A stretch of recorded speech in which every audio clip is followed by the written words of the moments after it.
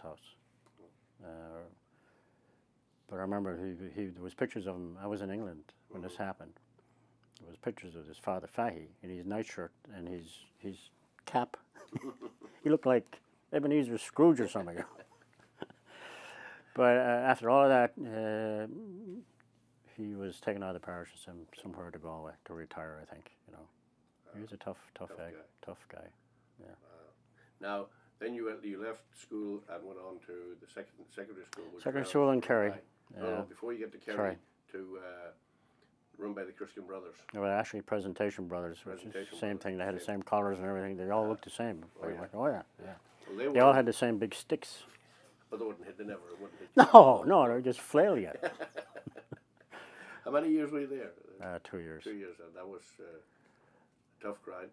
Actually, no. I mean, it was, but they were good teachers. Good teachers. They were good teachers. Yeah. But town of Burr was a different thing than parish of Lusma. There were some tough kids in the town of Burr, which I found out very quickly. But every lunch, her name was Moran, Bridgie Moran. I think she worked for the Presentation Brothers. She would come in with this huge basket of bread, buttered bread. Right, and everybody in that, except me or somebody who came from, who had a lunch already, wouldn't get any. So all the boys from the poorer guys from Burr all got their bread and like a big mug of cocoa. Oh. Yeah. Bridgie Moore. Now, going to school, and then we'll get on to secondary school down in Kerry. What would have been your favourite subject? What did you like? It actually changed as I grew older, I guess. I was always interested, history and geography was my big thing, and that never died.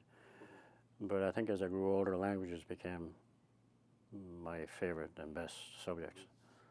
And math, which was strong when I was young, became my hated subject as I got older. That's stupid, isn't it?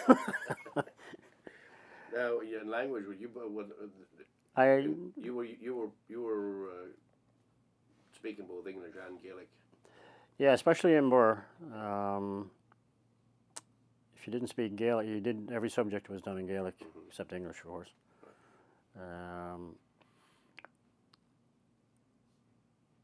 Brother Robert made sure that we all spoke Gaelic. And even when you left school, you're supposed to speak it on the way home. You speak it at home. So I'm going to speak Gaelic to my mother who doesn't understand a word of it. Oh, yeah, sure. No, your mother didn't? No, neither my father. I mean, lots of people think that a lot of the older Irish knew Gaelic. They didn't. They knew very, very little of it. There was a comeback of Gaelic. The comeback was, yeah. I mean, I don't know if it was, did they get much schooling way back then? I know, a lot of farmers had to leave and just work. Had to work, But I cannot recall people in my father's age bracket who knew too much Gaelic. And he's a Kerry man, she's an Offaly woman. And both. There was a period of time. There was probably after their time in school when the Gaelic League was very big in Ireland that promoted. Oh yeah, I mean, the thing is, when I did the Leaving Cert, which is like the high school graduation exam here, if you did your non-language subjects in Gaelic, you automatically got 5% more on your score. Right, even though your Gaelic might have been not that great. Okay, so you did your Leaving Cert. That was after. That's when you went to. Yeah, the Leaving Cert. I don't know. It's 5 years secondary school over there, and you get I don't know if it's the same for Fermanagh. Yeah. 3 years intermediate, and if you didn't pass that, you can't go ahead. And you pass that, then you go ahead. 2 more years, you do your Leaving. So everybody does their Leaving. It's a 10-day exam. You sit down, and all the kids got the same. Every kid in Ireland gets the same exam. You do it, and you wait. Good Lord, that's usually done last week in May, first week in June, and then school's finished. That's your final thing. But the results were not coming back until September. Yeah. And you're supposed to be, if you're going to college, which I didn't go to. Geez, how can I go to college? I don't know if I passed my Leaving Cert. So that, you know, there was no computers back then. Yeah. You know. After Kerry, after you went through secondary school, Back to Offaly. back to Offaly. Back to Offaly. Now, Go ahead. excuse me, I'm getting a coffee. This is now in your teen years. At that particular time, were you going? What were you doing for like social life? What was your social life? You're getting into it now, Noel, aren't you? Digging around. I was playing hurling and playing football. Oh, that's good. I want to get into the sports too. You know, we didn't have much money. Mm-hmm. We'd go see a few movies. Sure. Once in a while, we'd go to a dance. Not very often. Sports was a big thing. Now, movie and dancing, both areas where you lived. Where would you go? Would it be Burr? Would it be the? Burr would be the town to go to. Burr had at the time 2 cinemas. Mm-hmm. One was down near the convent, and the other one was near the square in Burr. The one near the square in Burr was called Murphy's, which was known as the flea bag. If you went there, you took your DDT with you. Chuck it on the seat. but pictures were cheap. Yeah. Oh yeah. Mm-hmm. My first movie I ever saw in my whole life was when I was about, I don't know, 5 or 6 or 7 or something. I was taken from Lusma by my mother's first cousin in a pony and trap with my 2 sisters, Mary and Noni, into the town of Burr, which is 6 miles away at the time. And I remember the first movie I ever saw was called Lifeboat by Hitchcock, I think. Mm-hmm. And my biggest memory of that movie was being taken into the ladies' room. My mother's first cousin had to go to the bathroom. She couldn't let me go, so she took me into the, you know. You got your horizons broadened. Yeah, movies were big. Big pastime for people over there. Remember in Castle Island, 7 nights a week, movies played. Usually big crowds. Big crowds. Now, football and hurling. Gaelic football, hurling, both of these sports were of interest to you. Oh yeah, we were brought up. I was brought up in hurling in the parish of Lusma, which is, I don't think I ever saw football really. In that particular part of Offaly, it's hurling. Really, yes. We're around it, like I said, the Galway and Tipperary border. It's hurling. So I learned my hurling there, wherever little I knew. And everybody hurled. When you were 5 years old, you got a little hurley or a piece of a stick, and you went out there and you hurled. When I went to Kerry, I played football. The first question I was asked by some of the guys in the class down there when I went into this class, where are you from? I said, I'm from Offaly. Offaly? Where's that? I said, it's up halfway up the country. Do we play football up in Offaly? He said, "No, I'll show you." So I learned more in football down there. Sure. Yeah. Outside the kingdom, there was nobody outside the kingdom. Right. It was great. So you played football down in Kerry because Kerry's. I played football for the school, and I played junior football for the local parish team down there. And I played juvenile, minor, and junior hurling for Lusma. And I played junior football for Drumcone, which is the new parish we had moved into in 1960. Yeah. Then I retired when I was about 20. Retired without. Yeah, I was too small and too light for that stuff. Without any injuries. Oh, that was, well, no. Major injuries. No major injuries, no. For music what type of music would you have been interested in during your teenage? What would you listen to on the radio? I'll go prior to teenage. One thing about Radio Air, which is the only one of the few stations we could pick up, was all the varied programs. They had like classical music for 15 minutes, they had Irish traditional for 15 minutes, they had some American folk music for 15 minutes, they had minstrels for half an hour.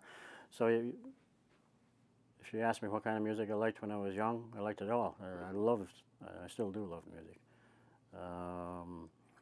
But as you went to your teens, you break away from the traditional, which I still love, and the rock and roll was out. And it was just starting back then with the Elvises of the world, etc. That's where the girls went. Of course, that's where we went. Sure. Yeah. But it's great to have that background. I think even you, we were interested in all kinds of music. Yeah. All kinds of music. Yeah. Listen to Luxembourg, and Radio Luxembourg. that was a big one at the time. Radio Luxembourg 208 medium wave, I think. I think you're right. Yeah. We had Luxembourg, we had Radio Earn, we had BBC Home Service and BBC One or something. AFN used to pick up the AFN network from Germany. Was there music in the house? There's no music in my house. No. There's no musicians in my house. My mother's cousins in Lusma played music. Kelly she played an accordion. I think his father played his mother played a concertina.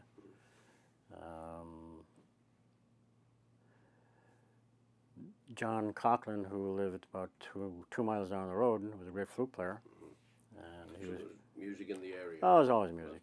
Always music.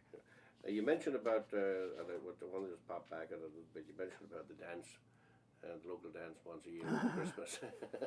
So you're going to talk a little bit about Christmas. Well, I was quite young when I went to these dances. For some reason, I was let go to the dance room when I was about 9 or 10 years of age. You know, maybe it was my birthday. Oh, it was your For birthday, God's sure, sake, yeah. And there was a room on the right and a room on the left. This is for the third, fourth, fifth, and sixth classes were in one room. And then there was a doorway, and then there was the library. And they take all the desks out of the classroom, clear out the library, and they put two big desks right in the doorway, and accordion player and the flute player on one side and the drummer playing on the other desk. The drummer was in the other room. Oh, yeah. And believe you me, at least some of them drummers should be in the other room. With that, you know who used to go to those? Jim Ganley. Okay. Yeah.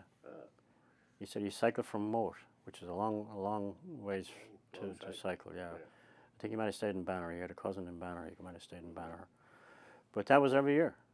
Every year. Christmas night. Christmas night dance. What was your memories of Christmas?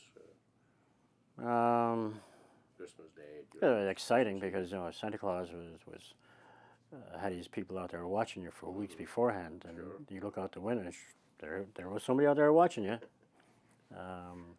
So you were very good, and at the end of it all, you probably got maybe at the tops, maybe 2 toys. That's all anybody could afford. And they had crackers, like we pulled the crackers, and something would pop out. It was holly and ivy all over the kitchen. The postcards would be hung all around the kitchen. And goose. Goose. I can't even recall how goose tasted. Yeah. Some people say it's greasy. I can't even recall. You know. Good. Was it good? No, but I'm saying it tasted Oh, good. it tasted good, yeah. Memories, Oh, yeah. Christmas cake and that type of Christmas cake, they made their own Christmas cake. There was lots of whiskey in it. I mean, if they bought one bottle of whiskey a year, or port wine, or whatever the heck it was, into a cake. For God's sake, what a waste. What a waste. What a waste. But I can't get over the icing. Yeah, the icing was... What they used to make. I don't know how they make it. It was that thick. I know. Yeah. Hard as a rock. It was like... Yeah, well, we didn't want the cake. We wanted the icing. The icing Oh, was yeah. the best stuff. Oh, yeah. Around Christmas and New Year's, what was New Year's? Was New Year's a quiet? New Year's was almost unheard of. Yeah. I think they'd ring the local church bell midnight, and that was about it. It was no big deal at all. Was anything like the Wren Boys big down around your area? Yeah, the day after Christmas, St. Stephen's Day, we used to do the Wren Boys. Yeah. And I know I did it with Jerry Langtry. You only do it when you're kids. Right. Yeah. And you buy a cheap mask and put on you. By the time you get home, you're gone. The whole thing will be falling off. So I wonder who that might be. But you go from house to house and you play a tune and you're all dressed up and somebody knows you, and did a lot of walking, did a lot of houses, and everybody would have a penny or 2 pennies. And they never have too many pennies, but everybody got. And if they didn't have it, you got a great piece of Christmas cake. Yeah. Oh yeah, icing. Yeah. But Wren Boys, we didn't have a Wren, or Ran as we call it. Right. We just had, you'd play a harmonica or somebody would sing a song. And, But the old timers took care of you. They took care of you. The next big holiday after Christmas would have been St. Bridget's Day. It's in February 1st. Sometime, I think it's the first week of February, right? Yeah. St. Bridget's Day, I don't remember much about if there was any big deal about it. But in, like I think I've told you before, in my parish in Lusma, there was this group called, they would get together, a group of the local men, get together like the first 2 weeks in February. And I think it went on for at least a week and probably 2 weeks. Again, something similar to the Wren or to the Mummers. And this was done at nighttime, where they would dress up, they had long white smocks or sheets, right? Yeah. Not like something like the Ku Klux Klan, so they didn't have the mask. Right. So they had the long white smocks, and they had high hats made out of some kind of cardboard, I suppose. It looked like, best described something like a bishop's hat. Yeah. And for them, we also carry wooden swords. And they'd go from house to house, come in, do a dance. It's like a set dance. And when they were crossing back and forth, they clashed the wooden swords. But in addition to those 4 guys, there was, of course, the musicians. Right. But there were 2 other people. There was a guy dressed as a woman, and there was a guy with blackface, the black man. And the woman was carrying a doll. And here's the black man, the woman, and the baby. And I've tried to find out what that meant. What I gathered from the little that I've gotten over the last few months is that it goes back to the time of St. Bridget. And the black man represented a king in a particular part of Leinster up to Kildare way, who was actually a good king, but he was dark. And I think the woman represented St. Bridget's mother. Okay. And the baby was, I think, represented St. Bridget and the future generations. Okay. Right. But what to do is to come in and don't leave a loaf of bread on the table or anything on the table. It was gone. They were eating it. Sure. But they announced their way throughout the parish. You could hear them like a big horn. And that was done through a cow's horn. Ah. It's something like the shofar, Sure, which Jewish people have. And you hear this, and the breejogs are coming. The breejogs are coming. Breejogs, yeah. So, do this for a couple of weeks. And it was, as far as I know, only Lusma had it. I think once I saw another group coming in, they were all dressed in black. And somebody said they were from across the line in Tipperary, in Rathcabbin area. So it was just that area, as far as I know. That's interesting. The story on St. Bridget, where you just touched on that, what it stood for. Yeah. St. Bridget's mother was actually a slave to her father. Okay. And she was actually, after St. Bridget was reared to 13 or 14 years old, she was then sold off to another king up in Connacht, up around. There's a lot of kings around there, weren't there? Yeah. There's lots of kings around. Yeah. So he just got rid of her. His real wife wouldn't lower herself to have kids. She was, because they were very wealthy. Yeah. So the wealthy people had wives for socializing and wives for having kids, which of course they wouldn't do that in Ireland today. No. But I thought it was interesting. And that's a very the breejogs, piece. yeah. The breejogs. St. Patrick's Day in Ireland when your time. My time was very muted, very quiet. It was a day off from school, and usually the first thing you did in the morning is you went out onto the road onto any kind of a bank there, and you picked shamrock off and you put it into your lapel of your suit, and then you went off to mass. That was it. There was no big deal. And the pubs were actually closed. Pubs were closed. Isn't that terrible? Except you could win the back door, I'm sure. Oh, well, it'd be Protestant pub. But really no big celebration at all. No. It's changed today, I believe. Yeah, a lot of that has changed in Ireland today. But as you were, I want to get back now with just some of the holidays there. And I will go up as far as Easter. Easter was big. big. Yeah. Good Friday, of course, you went and did all you repented. and Stations of the Cross was done throughout Lent. You know, there was no dancing during Lent. No. I'm not even sure there was pictures during Lent, but But Shrove Tuesday. Shrove Tuesday, yeah, the night before it was a big pancake night. Yeah. The night before Ash Wednesday. Yeah, my mother would make dozens and dozens of pancakes. Yeah. You know, and from scratch. Yeah. I have no idea how they made them, but it was, buttermilk was involved, Yeah. right? Yeah. And we had, but there was no syrup. There was plenty of sugar and butter. Oh yeah, there's no syrup. No syrup. Maybe Lyle's golden syrup. I don't know. No. So that was Shrove Tuesday, and then Easter Sunday, for some reason, was a big egg day. Yes. Not the egg. You throw about a dozen eggs on a pan and fry them. Mm-hmm. That's what you have at breakfast. Oh yeah. A whole bunch of eggs. I don't know why. You think they would have given us like 14 tons of meat. Yeah. And plug. I don't know if you ever heard the name plug. I think it's a Gaelic name for Easter. Has to do with eggs. Plug Sunday or plug. Yeah? Yeah, I remember. That's the only thing I remember on Gaelic from. But I know that was in Europe. No, ove is, if I remember, ove was the Gaelic for egg. Okay. But no, we eat a lot of eggs. We're very holy. Yes. Oh yeah. That was a very. Now, talking about church, Easter, holidays like that, was there missions in your area? Did the mission, was that a thing that happened? You talk about the stations coming to the house, but would you have a mission every year? Oh no, every year. Or every couple Thank years. God. You couldn't stand one every year. Oh, we'd be all in hell. But every 4 or 5 years. Mm-hmm. And I do remember the one coming to Lusman. And they would bring these firebrand priests in who would get up in the pulpit. You had to go every night and listen to them ranting and raving about how bad we were. Mm-hmm. Good Lord.